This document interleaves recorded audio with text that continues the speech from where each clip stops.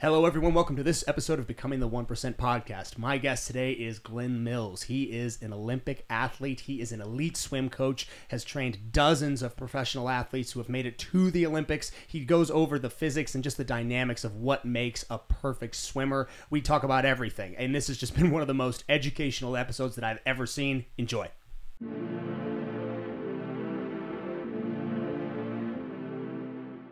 Oh, so you edit your own stuff as well? Do you do your own? I've made all 3,500 videos that are in Go Swim.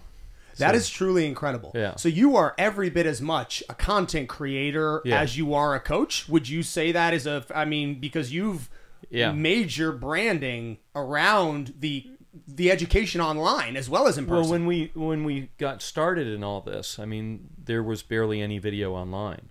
And so we started the company 22 years ago. Really? And so I shared a video every week, and it started as like a 400K GIF, basically. Right. And so we've grown that from there, but that's where working with all the different athletes has come in, is creating content with them that then coaches and USA Swimming and some of the other people can use.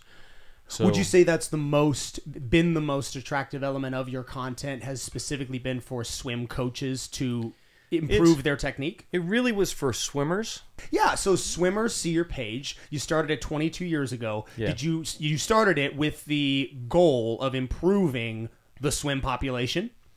So going back even farther than that, when I was an athlete, we never saw ourselves on video in the early 80s. No one would film us. The first time I saw myself swim was on ABC Wild World of Sports when they showed Olympic trials. And so we had just come back we did a round the world tour after Olympic trials. We had went from LA to, I was training in Cincinnati. We went to LA or Irvine, California for Olympic trials. After the team was selected, we went to Beverly Hills for outfitting. From there, we went to Washington, D.C. to meet the president. From there, we flew to China for 2 weeks to train to compete in China. And this was in 1980, so this was before it was opened up. Then we went to Hong Kong for 4 days just to party. And then we went to Hawaii for a couple days. Flew back to Also LA. to party. Also to party. Flew back to LA, and then I went and landed in Tuscaloosa, Alabama at the University of Alabama. Oh, what a letdown after going to Hawaii. I went around the world, and I ended up in Tuscaloosa. Save the best for last. Yeah, and then my first class, I was sitting next to another new swimmer, a freshman named Max Metzger. And Max was from Australia. And he and I were talking, and this young girl behind us, said, boy, where are you from? And he said, I'm from Australia. And she goes, well, you speak really good English being from Australia. And we just kind of looked at each other and said, where are we? Yeah. So, but probably speak better English than they do down there sometimes. Yeah. So kind of getting back to the whole thing, I was on a stroke film in 1983 with kind of the father of technique of swimming. He's written a couple massive, like 800-page textbooks. What's his name? Ernie McGlishko. Okay. So it's Swimming Fast, Swimming Fastest, and Swimming Faster. And so it's these 3 series, about 800 pages each, that you can, it's everything from physiology to technique to coaching philosophy. It's just, they're very, very in-depth. Yeah. So Ernie made a stroke film on me, and when it came out, he had lines and charts and graphs and all kinds of stuff, based on my hand velocity and my feet path. And so I looked at it, and as an athlete, I was more from the artistic side of things. It was feel. It was, what did I feel, and what did I feel the flow, and where did I feel the power, and when were things really clicking? And so while he is an absolute genius, we think differently about things. And so when I got into production, it was more along the lines of, what does this athlete feel, and how can I help communicate that feeling, that internal innate feeling of an elite athlete to other kids to say, okay, well, I feel this too. So initially, for the first probably 5 years, people thought I was doing analysis on all the swimmers, when in reality, all I was doing was talking to them and saying, what are the things that are special about your stroke? What do you feel? What are the, give me like 6 or 8 things. And because each swimmer is, of course, unique. Everybody's different. Everybody's different. And so when you come from yourself, you're going to see it a certain way, and you kind of always put everything into this mold of what you think they're doing. And so I kind of went from the opposite side of things in trying to learn, because the real goal was to be the best teacher possible. And the way that I wanted to go about that was to learn as much as I could about as many athletes as I could, great athletes. Sure. And then what can I take from that for the person that's in front of me at that moment? Yeah. And what can I share with that person that then will mean something to them? Sure. So over the years, it's now, like we said, it's between 60 and 70 athletes. I talked to the FINA World Swimmer of the Year yesterday. He's coming into the platform. He's from Trinidad and Tobago, and so we're figuring out when we can get together and film. And there's so much more coming out with the business that I get to show these athletes kind of what we've been working on and how they can be involved in it. But it's so unique that your coaching style is so, impressed upon feeling and exactly how, because swimming is such an incredibly beautiful movement. And it really is you have to be in that exact circumstance in order to do it. I mean, if you're not in a body of water, you can't swim. And it's just, is that a unique coaching approach, to coach off of feeling rather than sticking to a dogmatic set of principles that every swimmer needs to reach or improve upon? It really depends on the age of the athlete. Okay, so the younger the athlete is, you want to have a very strict, rigid form. You're going to say, okay, here's the things I'm going to teach you. Certain positions, certain body positions, rotation, extension. There's all this standard stuff. As they start to grow and their physiology comes out, you start to see the unique nature of how they move. And so from there, you can start to adapt what you've taught them. So the beginning is a foundation of elementary positions or skills. And then depending on how they kind of fill out, you're going to teach different people different things. Which is beginning not necessarily limited by age. This is just by experience. Well, there's physical age and physical experience, and then there's mental age and mental experience. Ooh, interesting. So what can the athlete comprehend? Okay, so if I'm dealing with an 8-year-old, then I can only teach them certain things because they can only comprehend certain things. We're not going to talk about physics and surface friction and fluid hydrodynamics and things like that. We're just going to talk about very simple things. Strangely enough, if I get an age group triathlete, and an age group triathlete means someone that could be my age, okay? So age group changes from swimming. Age group means like you're 8 years old, 10 years old, 12 years old. Age group in triathlon means you're 30, 40, 50 years old. Got it. And so their mental maturity in swimming could be equal to the 8-year-old. Now, again, that's not saying that they're dumb people. They just didn't progress. They've never known this. Everything that we do in the water instinctually is bad for performance. We do one thing in the water well, which is not drowned. Right. Okay. Yeah, right. And so, but that's to hold ourselves up. In order to go fast, everything we do in the water to go fast is counterintuitive to what it takes to not drown. Okay. Give me an example. Body position. Okay, body position.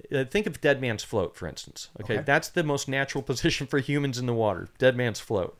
You got air in the lungs, so the chest is really high. You've got the pelvis, which is very heavy, and the femurs, so that holds low. The arms dangle down. That is the complete opposite position of what you need to go fast. The chest needs to be pressed in so that the hips rise. The head and the chest press in. The arms extend forward, and the legs extend backward. So it's completely counterintuitive, to the point that the majority of time when I'm working with someone for the first time, I have them swim with their head completely underwater. Now, what they feel is completely underwater. Basically, the back of their head is scraping the surface of the water, which is about where you want them.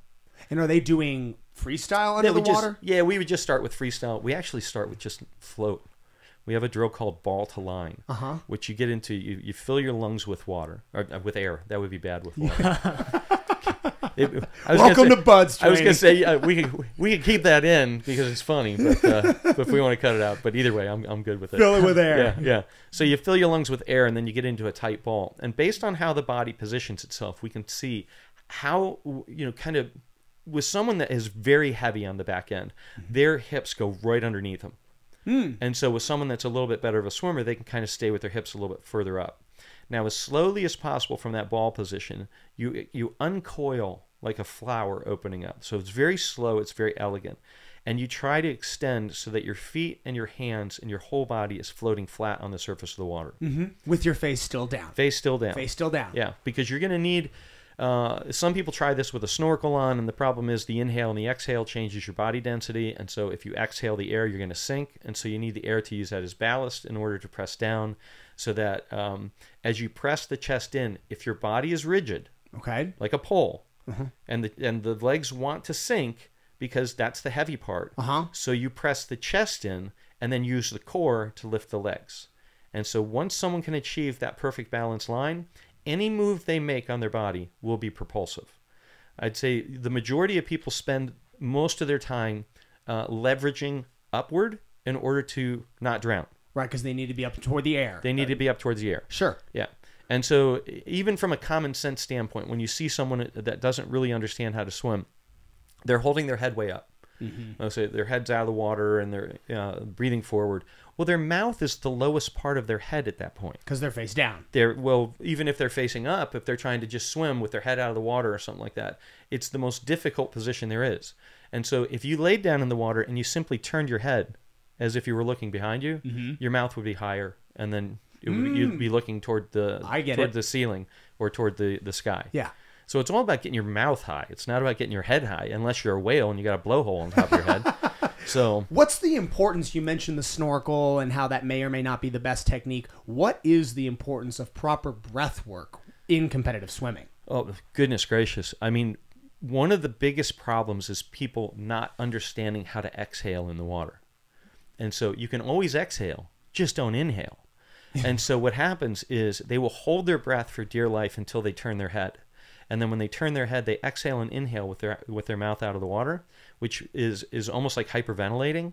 You don't get all the CO2 out, and so you get like fast. You get really short of breath, and so I get these really fit people that they'll swim like a 25 from one end to the other, and they can't figure out why they're so out of breath. And when you put them in the endless pool, and you can watch them in the mirrors, and I've got underwater cameras in the pool, and you watch when they exhale, and so you start. That's the great thing about having the mirrors in there is you tell them. Tell me when you exhale. I want you to tell me.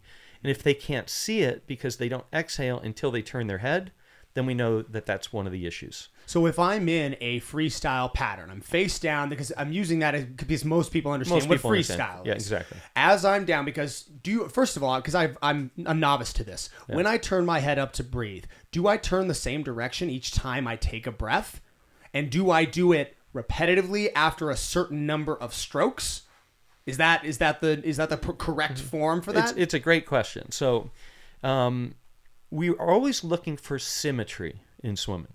Okay, we want the same on one side as the other. We want an equal distribution of strength, of propulsion, of balance on both sides, especially in freestyle. So we have certain swimmers that are what we call lopers or gallopers. And so someone like Jason Lezak, one of these great Olympic champions, is a loper. Michael Phelps is a loper. And so what that means is they have kind of an off-centered stroke. They always breathe to one side, they come up for their breath, and they go underwater for the rotation. So this gets into really heady sort of stuff of hydrodynamics, and we get into what's called surface tension. Surface tension is if you swim square on the surface of the water's just getting pushed to the sides. If you go underwater, the water can flow all around you. And that's why underwater dolphin kicking is the fastest position in swimming, which we see on Caleb Dressel.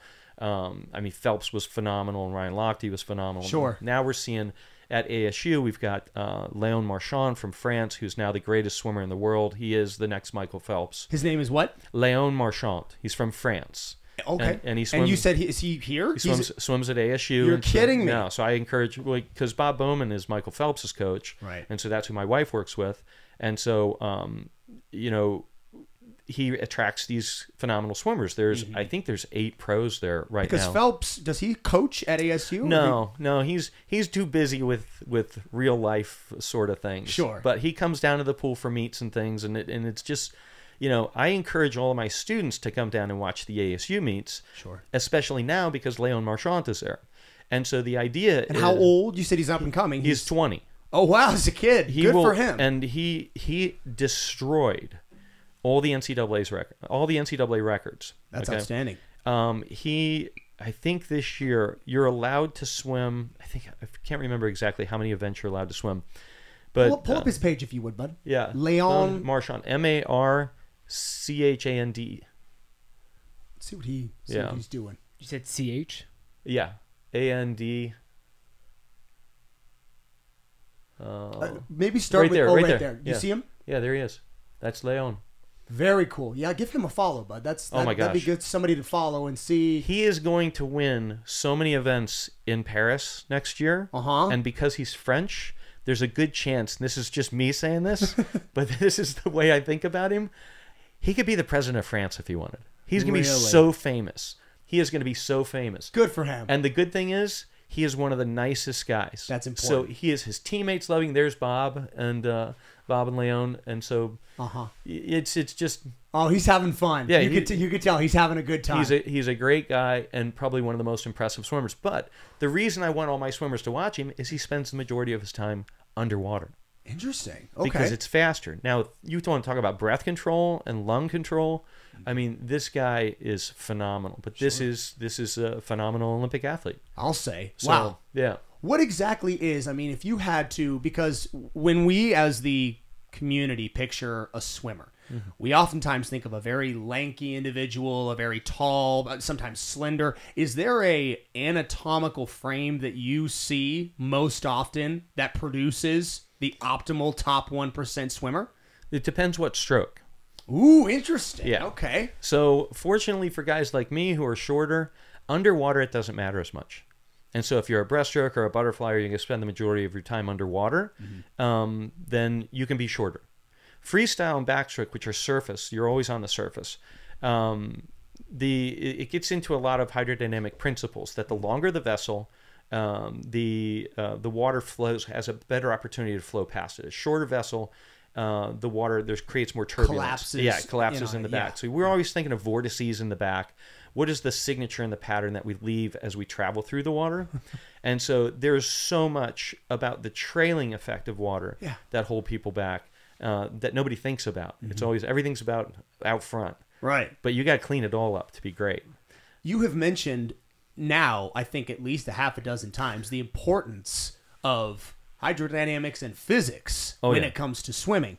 Where in your career did you really learn? I mean, because you're basically a physicist with regards to this particular sport. Where in your career did you realize, hey, this is really what I need to teach and focus on? Well, as an athlete, it was everything. Again, I'm 5'10" and a half. I think I'm getting shorter as I get older. We all are. Yeah. But some of the guys I raced against were 6'7". My best friend today is one of my fiercest competitors is 6'3", and so I was smaller than most of the guys that I swam against. So I had to make sure that I was incredibly efficient. So because it couldn't be about just overpowering someone. But here we get into again physics, water displacement. The bigger body displaces more water. You need more strength to overcome that water displacement. So if you can be narrower than someone, you don't have to have as much power to go the same speed. Gotcha. It's a lot of body weight to strength ratio. Yeah. And so you got to be as strong as them on a ratio standpoint. But if you can create a smaller hole in the water, it doesn't take as much force. And so as a breaststroker, one of the easiest ways to explain it, breaststroke is a mathematical equation. You must create more propulsion than you create drag and resistance. And so if you have massive pull, and breaststroke will come back here, and then you've got to recover your arms forward against the water, and the kick brings the knees forward. So what most people do is they want to feel force. They want to feel power. And so what they do is they create a tremendous amount of resistance to then feel that force and power. The problem is that now you've slowed yourself down in order to create that force. Sure. So if you slow yourself down less, it requires less force to overcome what you did. Now efficiency goes up. Got it. Thinking in terms of, because I'm relating all of this to my background with strength and conditioning, with working with various athletes, and I will confess, I actually have not worked with a lot of high-level swimmers who have come to me and been like, hey, I need a workout routine, or I need a strength training regimen. Right. It seems like it would, I mean, correct me if I'm wrong, having the sort of classic big wide shoulder to the narrow frame may not be an advantage because of what you just said. I mean, you're creating a bigger hole in the water if you have a big Arnold Schwarzenegger chest and shoulders. Oh, you're done. Yeah. Yeah. I mean, it's like one of my favorite Rocky moments is when he was up in the cabin and he's training kind of old school and he's swimming. And, they have the training montage, and towards the end, here he is doing a 25 butterfly and just ripped. The guy was just amazing, right? And I would look at that and say, I have at least 10, 12-year-old girls that would just kick the what out of him in the pool. Just because they don't cut any, they just cut this really small hole in the water. Right. But and he's massive. This wide. He's a big dude. Yeah. It is, I mean, it's such a very, very specific activity with a very different set of goals. It gets into some really kind of strange exercises that you do with people. And when you look at someone that's incredibly fit, you have to look at the curvature in their lower back. Okay, so they've got this big back, very muscular, and then they have this big indentation right above their butt. Mm-hmm. That creates a tremendous amount of turbulence. Water gets caught in there. And so some of the exercises... above the glutes. Yes. Like if I'm looking at an anatomical man with a developed back, you've got this big lat. It drops into the erectors and then goes up again for the shelf, for the butt, literally. Right. So you are creating a... Yeah. I get it. It's not good for the water. Not good for the water. So what you do is you have the athletes stand with their heels against the wall, their butt against the wall, their upper back against the wall, their head against the wall. Then you have them put their hand behind their back in that spot, and they have to flatten that out. So they have to hollow out their core so that it pushes that back. And now what they have to do is take their hand out and then take their hands up to a full streamline without allowing that to happen. Which very few people are going to be able to just do the first time. The best body that I've seen that's naturally like this is Ryan Lochte. Ryan Lochte, if you look at him... Can you pull him up, bud? So very, very fit, but he doesn't have that traditional LOC right here. Yeah, that's Ryan. Let's see if we can get a picture of him in the water, or him like with his shirt off. Or something. It's been a little while for Ryan. Gotcha. Okay, because he's retired, but he's like the second most successful swimmer of all time behind Michael Phelps. Okay, so got it. Ryan, I think, won 12 Olympic medals, and if it wasn't for Michael Phelps, then he would have been the most famous. How many did Phelps have? I think Michael has 28. Oh my goodness. Yeah. Wow. I think 23 or 24 gold. How many?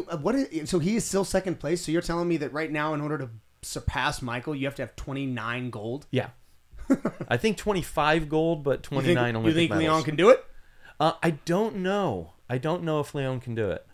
But yeah, there's Ryan. We just don't have a picture of him out, or even better, a video of him doing something. Yeah. Oh, he was. I mean, nobody would look at a professional swimmer and say, "Wow, that guy's really out of shape," or "That guy doesn't look." I mean, they look good, right? But it's not the body type that you see in the fitness magazines. I mean, when you look at, say, Caleb Dressel, you're going to get that. When you look at certain people that I'm trying to think of the guy's name. He's from France. I'm kicking myself right now, but not a swimmer by any means. But there you can see that's actually a good picture of his lower back. Well, let me see it again, bud. See, there's not much indentation. There's not a big, and you can tell it's not like he's not a deadlifter. He's not doing more of a barrel sort of thing. Yeah. Now again, this is one of the most professional swimmers from his ability to train, the way he treats people. Ryan sometimes gets a bad rap because of certain things that have happened in his past, but I think he's one of the most professional, and he's probably one of the nicest guys I've ever met. I've watched him sign autographs for 3-4 hours for little kids coming that's cool. Yeah, so he's wonderful. Correct me if I'm wrong. He wasn't one of the guys who got in trouble. Yeah, he is. Was that what it was? That was Ryan, and that's unfortunate because, again, a lot of people give him a bad rap, but in reality, there's so much more positive in his life than the negative. Yeah. But isn't it unfortunate that oftentimes people simply just cling onto the negative? Because it's so much more clickbaity. It's so much more, hey, I want to know what he did wrong. Yeah. Not all the things he did right. And the years and hours of training that he put in gets lost. Yeah. Gets lost. Yeah. And I mean, but there are so few people on the planet that would have done what he did. Right. As far as the preparation is concerned. Oh, I'm sure. And so it's easy. Look at that. Yeah, he's beautiful. Yeah. It really is beautiful. It's an incredible human achievement to be able to do this. And he kind of just did one. seeing yeah. them kick and then go back and do that. See, look at his back. Yeah, do that again. Let's see him take off the board. I see exactly what you're talking about. He's a machine built for that. Yeah, exactly. He's built to swim. Yep. And then, it's one thing to be gifted with something, but it's another to take advantage of that gift and maximize it. Do you think a person like him has been given a genetic gift to do this? I mean, that's what I mean. Yeah. I mean, for me, back when I was competing, I used to thank God that the people I knew were genetically gifted didn't train as hard. Or else I wouldn't have had a shot. Would you have said that at your peak, you still would not have said that you're genetically gifted like these guys are? I think everybody that reaches the Olympics in some way has something genetic or physiologically special about them. And what mine was, I didn't realize until later, but you can ask my wife, I don't get sore. And so I recover very quickly. We could swim 20,000 meters a day, train 5.5, 6 hours a day, and come back the next day and do it again. Seriously? 6 days a week. Yeah. Oh my goodness. Yeah. That is a gift. Yeah. That's incredible. So, because, I mean, I want to talk about recovery too. Yeah. It seems like this is an exceptionally taxing activity. I mean, just take Phelps's infamous diet during his last Olympic Games. I mean, do you happen to remember how many calories they said he was consuming a day? They said 10,000, but I think it was more than that. Do you remember his diet? See if you can pull that up. Michael Phelps' diet. When was his last Olympics? 2016. 2016 Olympics. Yeah. Michael Phelps' calorie count in a day. Daily calorie count. I mean, I saw pictures that they took on his page at that time of him, like stacks of pancakes, eggs, omelets. Like let's see. What did they say? They say how many calories? I don't. There's the second one. Here's what eats every day for the Rio Olympics. So this is when he was finishing up. Oh, I'm sure. I mean, there aren't many activities. 4,000 per meal. 12,000 calories. 12,000 calories a day. Yeah. That is more than most 2 to even 3 people eat in a day. Yeah. I mean, but when you are in the water, I think we can all probably agree, you're burning more calories per minute than almost any other activity in the world. You're insulated, and that's what people don't understand. It's like heat around you. Even when the water's cold, the body doesn't breathe as well, because the water's always there. So you're sweating like crazy, but you don't experience it because you're in water. Yeah. And so there's a lot of weight loss that takes place during very heavy training, especially over months of it, and to where all of us at some point are eating way more than we should and eating improperly because you're just trying to get calories in. Sure. And so my big issue was I ate so much, and then when I stopped working out 6 hours a day, I kept eating. Right, it changes very quickly. And that's not just unique to swimming. That's football. That's any like powerlifting, professional athletes in general. I mean, the minute you take your foot off the accelerator, you've got to be accountable for your calories all of a sudden. You can't just keep going. Yeah. I had an exercise phys coach in college. He actually held his record for long distance cycling in his age bracket. He was like 63, 64. And he said that he used to, on top of eating about the same, about like 4,000 calories a day when he would do these long distance cycling events, he would fill up his Camelback backpack with Coca-Cola. Yeah. He wouldn't even drink water. He's like, I couldn't drink water. I had to drink Coke to keep going. That. Right. And that's all well and fine, but he knew he had to stop once the event was over. So we knew nothing about nutrition in the early 80s. There was nobody talked to us about nutrition. We would swim literally, it was either 2:45 or 3 hours in the water. There was not one water bottle on deck. So there was no hydration whatsoever. Wow. And now we look at it like, it was, our coaches should all be in jail for something. Isn't that the truth?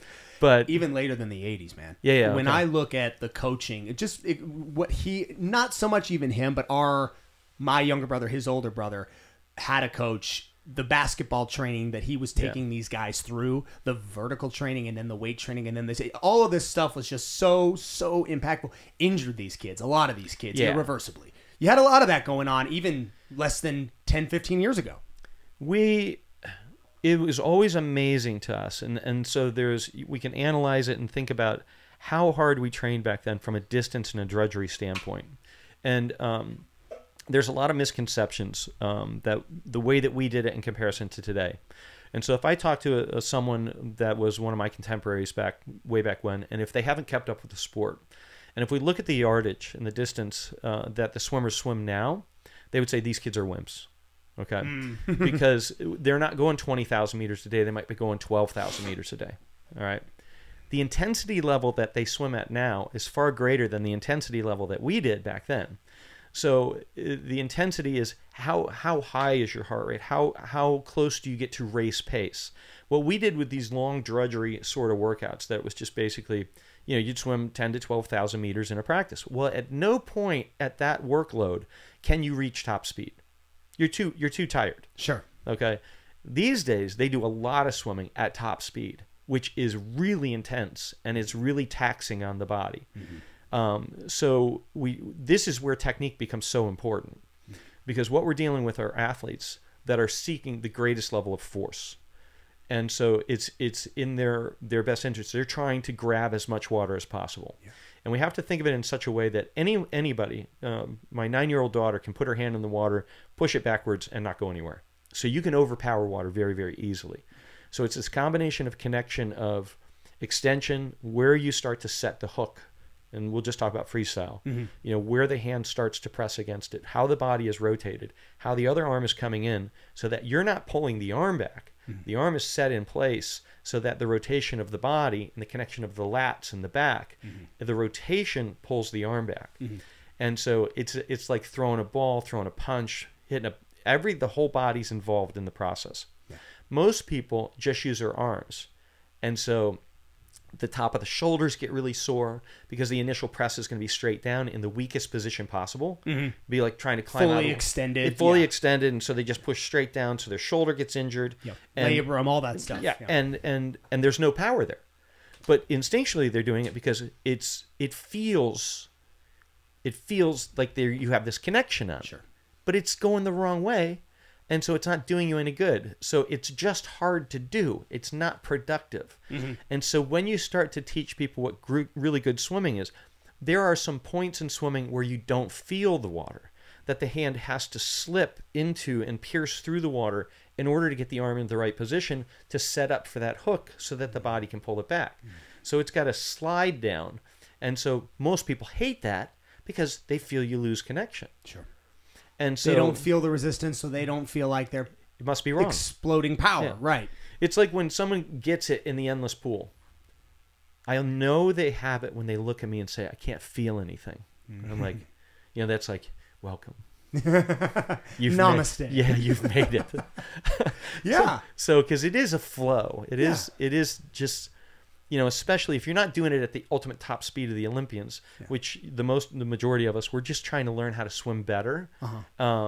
Then, it's just nice. Yeah. Yeah. So you've got, you mentioned the difference between back when you were doing it and what they're doing now. It's a higher intensity at a lower distance amount. Yeah. With a larger emphasis on recovery. Is that fair to say that today there is a higher emphasis on, you, by your own admission, had a genetic piece that allowed you to not necessarily need something like contrast therapy, something like yoga. Outside of a pool, what are some techniques for recovery if someone is a high-level swimmer that they don't have your genetic trait? They're feeling sore. And is that always the result of a bad technique if their shoulders are sore? What should they do? There's such intensity that there is going to be soreness. Now, obviously, you've seen all the swimmers that look like they've gotten attacked by an octopus.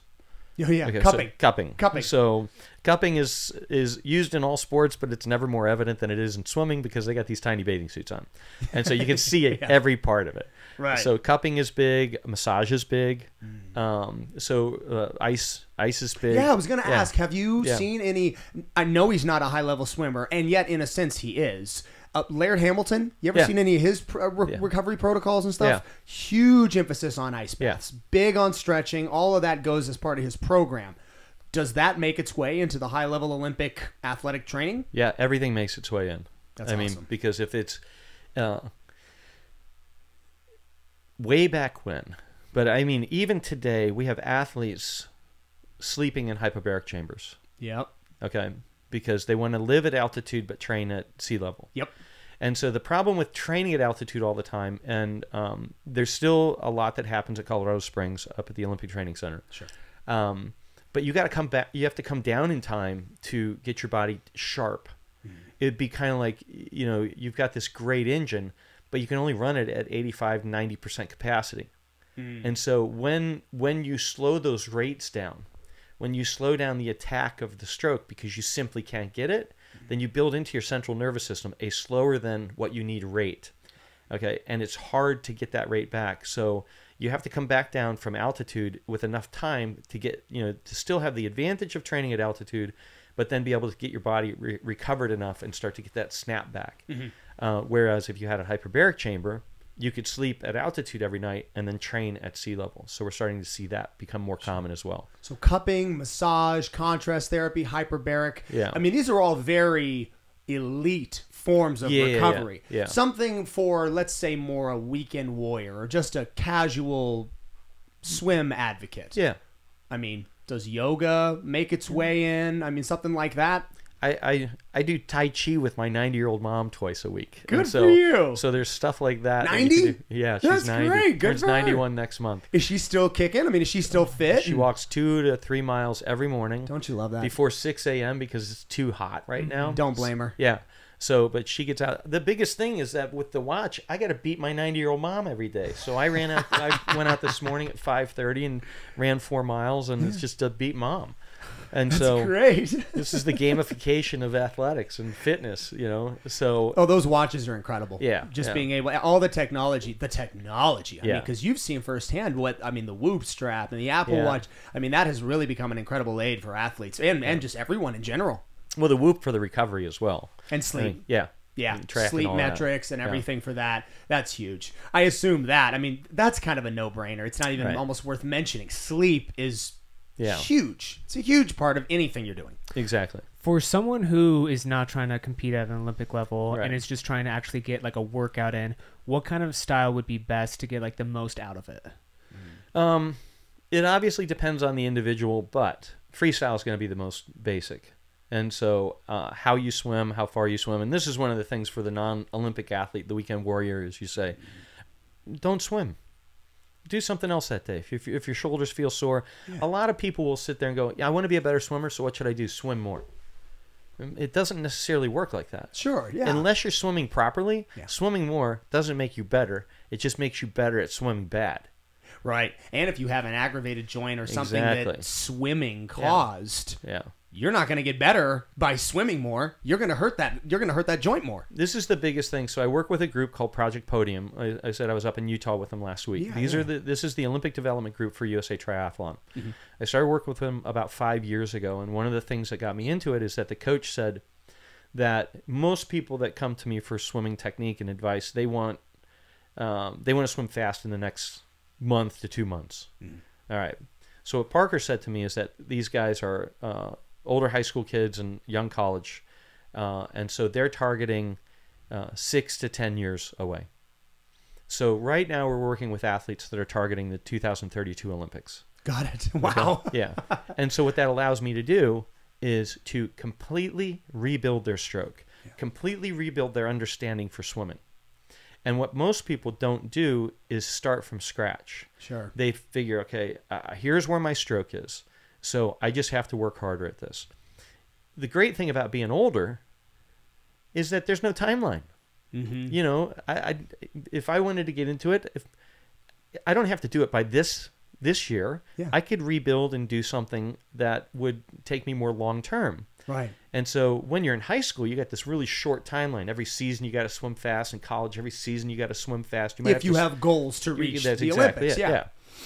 So as we get older, it's not how far I swim. It's simply, like everything else, it's how I swim. Love that. And so when you can slow down, so I'm working with an athlete in Alaska right now that is very, very frustrated. And so she's contacted me, and I simply said, are you willing to start over? And she said yes. And so we're doing test sets and things, and I'm finding out where her baseline is on how many strokes per length she takes and how fast she is. And now I'm going to start writing training for her based on, okay, now we're even going to slow down more. but you have to maintain these certain forms. Like one of the sets I wrote for Project Podium last week is that they were required to go faster with the same number of strokes, and so the rest decreased. They had set their stroke count, so how many strokes per lap they took. They didn't know what the whole set was. I never tell them what the whole set was at the beginning, because then they'll plan. I got to teach them first. I have to teach them how to think. Yep. So we as coaches count the number of strokes and we get their time, and then we start to reduce the amount of rest they get, but they have to maintain those things. And so by the end of it, 3 of the top swimming triathletes, they were making the intervals, and they were making the intervals and they were making their times. But they weren't holding their stroke count. And so I stopped everybody and I said, we get caught up in looking at the fast athletes and saying they're making the set. But that's not how the set was designed. The set was designed with a certain thought process and a certain limitation. Mm-hmm. It would be the easiest way to explain is you go to the carnival and they've got the basketball hoops there, and if you make 2 baskets, you win a big stuffed toy. Mm-hmm. But the basket is 1 centimeter bigger than the ball. Right. So you're limited. You got to be accurate. So with swimming, what happens is people just spin their arms faster to go faster. Mm-hmm. That doesn't teach you anything. Okay, what you have to do is slow down. Well, you have to strain technique. You have to make them swim as fast as possible, but within limitations. Mm-hmm. And so what do they have to do? They have to rotate faster. They have to reach longer. Maybe they kick harder. They have to set their hook better.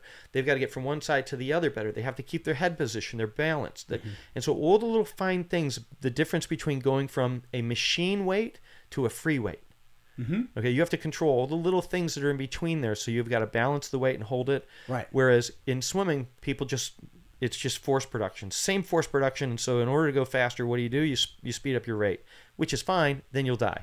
Okay. Yeah. So what we have to do is we have to teach them how to hone all these little intricate skills in between each stroke. Right. So that when they add the rate back in, they go faster. It makes sense. It makes a lot of sense. Yeah. Once they break out of it, so I have to stop everybody. And I got these 3 guys that are so proud. And I said, look, you guys did a great job, but you failed. You failed. You failed to do the set, and so you didn't learn anything from the set. This was just a fitness set. Now, the way you want to change for the 2032 Olympics is that you have to start changing how you apply everything that you do in swimming now, or else it'll be too late. By the time you get there.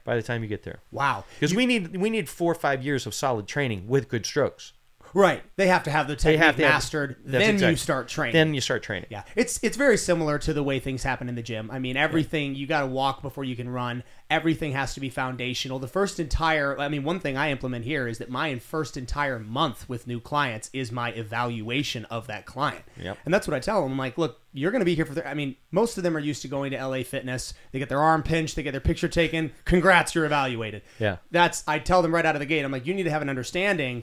This is a commitment of time that is going to be 3, 6, 9, 12 months. Your actual first program doesn't even start until the 2nd month. So for the first month, I'm evaluating you. Yeah. So it's the same thing. It's just good to master the techniques. It sounds like you're doing a lot of, this is such an intricate thing you're trying to perfect, and yet you're doing it for someone in Alaska. Are you able to, 2 questions, are you able to remote coach athletes? And you mentioned that you have a new app coming out. Is that designed to somehow enhance that coaching experience? Good lead-in. That's perfect. You like that? Yeah, because it's exactly what it is. Now, what we've built is the ability. So I'll give you the overview of it. You go to a swim meet, and you look at the stands, and you got all these little kids swimming races, and you'll have 3 to 4 parents filming their kids with their iPhones. Right. All right?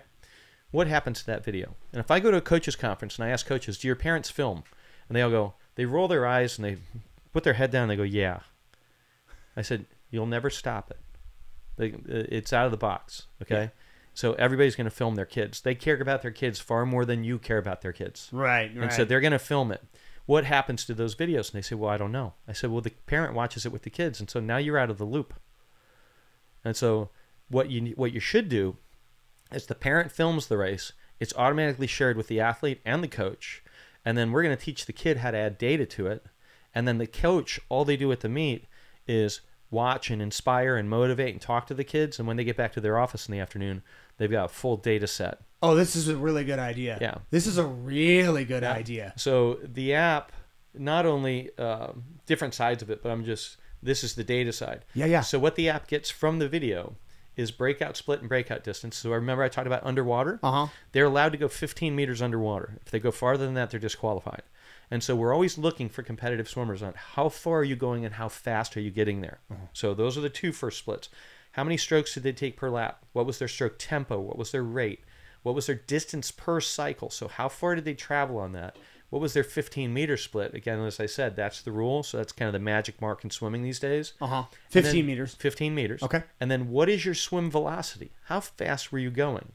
And then we time from the flags to the wall, so the backstroke flags to the wall, and then back to the flags. That's your turn time. Mm-hmm. And then on the finish, it's from the flags to the wall. So we get all this data from augmented reality from the video on your phone. From the parents filming their kids. Yeah. Which, like you said, they're going to do anyway. Correct. And they're doing it oftentimes for a different reason than you are. Correct. It's just this app is going to allow you to now leverage and Yes. improve upon their kids. It's also a super easy sell to the parents. It's like, hey, you're taking this. I mean, I get it. You want your memories. I want to improve your kid. This is going to help that happen. That's outstanding. You also have a dozen videographers just filming all your clients for you. Oh, exactly. And so now the coach can look at this and say, okay, your stroke rate, so your tempo, when you went your best time is this. So now we're going to base some of your training, your high-speed training, on that tempo. We're not going to guess anymore. And so we have these little metronomes called tempo trainers. And it's this little piece of plastic with a beep on it. Just beep, beep, beep. They stick it in their cap, and they can start working on the exact rate that they swim with. They can hear it? They can hear it. When they swim? Once you go underwater, you can hear anything. Oh, yeah, So that's fair. The way that I do it at the camps, we had 65 kids at our last camp, and we were working on underwater dolphin rate. And so what I did was I took a metal pole that I bought at Home Depot for $20, and I take a hammer, and I stick it underwater, and I just hit it. Just clang and so it? there we are at ASU, this massive pool. Everybody's underwater, and they're doing the exact same rate, all of them. Because they can all hear it. They can all hear it. And so underwater's great for that. So we're working with USA Swimming right now. They came into the camp to see the app work. Mm-hmm. And so one of the things we can do is if people want to allow USA Swimming to see their data, we can now get performance data from 8, 10, 12-year-old kids, and we can start building predictive models of where they're going to be in time. Is this proprietary? I mean, you're saying this is something you created? Yeah, this is ours. Bro, that's amazing. Yeah. You are a guru in your industry. Well, and then on top of that, it gives a score, and you press the button, and it goes out to the website and recommends what videos you should be watching in order to improve based on that score. Isn't this something else? So it's been this app's been 4.5 years in the works, and we're going to be finalizing within the next 2 weeks. And Whoa! And then on top of that, we have our Olympic athletes that people will be able to request evaluations from those athletes. Those athletes will be able to do the evaluations from their home, make money, support themselves in their sport, give feedback. The kids can reach out to their stars, their heroes, and get feedback from them based on their own racing. On the app. On the app. What a powerful tool. Yeah. What a crazy, that's awesome timing too. I'm really happy we're talking about this because this is a good way to get that word out and just really, make sure people know this is pretty incredible stuff. For triathletes, there's going to be a section in there just for the Project Podium athletes. So we're going to have 10 of these young, very knowledgeable, extremely great athletes that you can not only get feedback from them, but you're supporting their cause to make the Olympics. Wow. Because I'm not going to say all the money goes to them. We're going to take a cut on the top. Sure. So that we can continue to run the business. But Yeah. I've already talked to them. They're getting basically 95% of the fee that they're going to charge. And they get to charge whatever they want. I've had one of the Olympic athletes from another country, I won't mention in case people know us, but I caught him on this. He must have something happened to him where somebody kind of didn't do what they said they were going to do.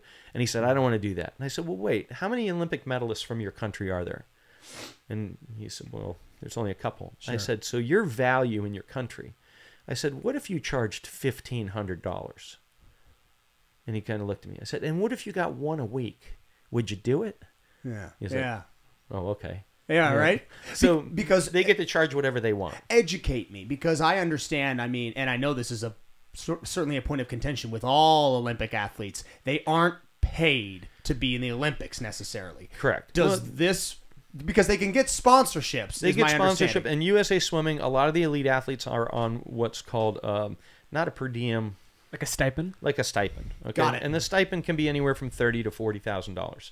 So it's not horrible, but at the same time, living in is You're expensive. living off. I mean, this Yeah. is your life for the. And then you got to foreseeable travel, future. and you know. Yeah. So No, it's not cheap. I mean, So they're going to Japan next week for World Championships. Now, obviously, the athletes that made that meet, they're not paying for their meet to go over there. They're representing the United States and all the different countries. Yeah. But they have to go to a lot of other meets that they have to pay for to get to in order to qualify for that meet. of course.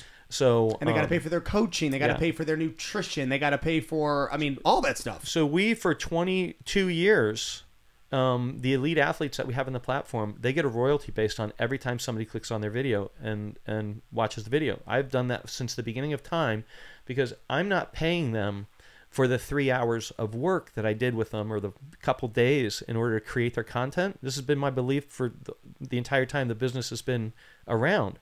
I'm paying there for the 15 years of work that they did in order to create the skill that someone wants to pay to see. Amen. And so I got one athlete in there, Dave Deniston. The first athlete I ever filmed was in 2002. Dave, Dave-O, we call him. He got 4th at Olympic trials in 2004. Okay. Missed making the Olympic team by just a couple tenths of a second. Okay, so you have to be third. Second now. Oh, Yeah. my gosh. Third back when I swam, but second now.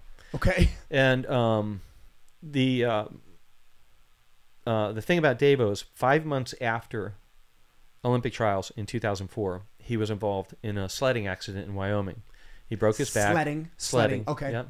Broke his back, and he's been paralyzed from the waist down ever since. Oh, no. So by 2008, he was the captain of the Beijing Paralympic team. By 2012, he was the head Paralympic coach. 2015, he took the head coaching job at University of Wyoming. He's been there Wow. ever since. And he and I got together in Colorado Springs for something, I don't know, 2017, 2018. And he said, we were having a couple beers. He said, I have a question about the royalties. And I said, well, I don't handle that. What's going on? I always think something's wrong first. Of course. And he said, no, I haven't swum for, 13 years. I've been paralyzed for 12 years or whatever. And he said, but I keep getting checks. And I said, dude, as soon as people stop clicking on your video, I'll stop sending you money. Oh, so even though he hasn't swam in 12 years, He's got gets four video series in the platform. We filmed 4 series with him. How to do turns, how to do drills for breaststroke and freestyle, how to swim breaststroke, and then there was some dryland stuff that we did. So he's probably got 100 videos in the system, and so people share it. So the way the system works is that coaches can go in and say, I want an Olympic freestyler showing breathing, and it'll pull up all of the Olympic freestylers for breathing. And they say, I like this one. Send this to all my swimmers on Tuesday. And so the kids get it, watch it, and then they go to practice, and the coach says, okay, that video you watched today, we're going to work on that technique. So it's a pre-teaching system as well. This is a brilliant concept. You could apply this To anything, yeah. to anything. This Yeah. coaching, and because it's so inclusive, and it truly rewards people that are like for example, if you had a facility where you had a dozen different specialists, one Right. teaching this, one teaching that. If people are clicking on your program, they want to know about your yoga flow. They want to know about Yeah. your high intensity interval workouts. Reward them and Yeah. create a platform that rewards itself. This is a really good idea, man. Thank you. Seriously, that's very. I'm kind of blown away by this. Been a lot of work. 4 years, yes. 4 years on the app.